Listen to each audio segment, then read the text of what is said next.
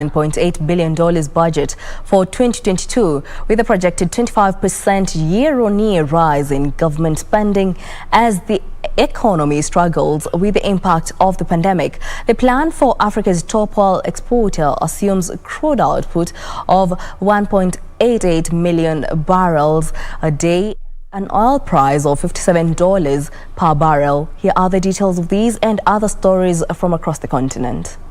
The deficit will rise by 3.39% of GDP to be funded by new borrowing, proceeds from privatizations, and drawdowns on loans secured for specific projects.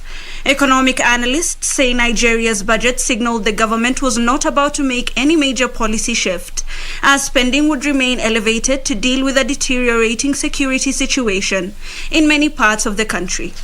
The armed forces have been struggling to contain Islamist insurgencies in the northeast, a spate of mass abductions and deadly bandit attacks in the northwest, conflicts between farmers and herders in many areas, and a general surge in crime.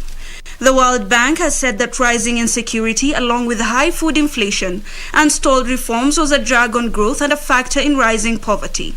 Meanwhile, Moderna plans to invest up to $500 million to build a factory in Africa to make up to 500 million doses of mRNA vaccines each year, including its COVID-19 shot, as pressure grows on the pharmaceutical industry to manufacture drugs on the continent.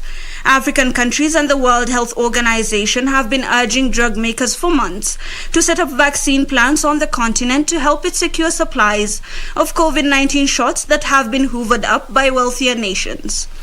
As of recently, only about 4.5% of Africans had been fully vaccinated against COVID-19. Moderna's proposed site is expected to include drug substance manufacturing as well as bottling and packaging capabilities. The US drug maker says it will begin the process of deciding the country and location soon. Finally, the Zimbabwean government warned it will suspend licenses of businesses that continue to price their goods using black market rates, saying the practice was causing price instability. The southern African country has for years struggled with acute foreign exchange shortages and only reintroduced its own domestic currency in 2019, ending a decade of dollarization.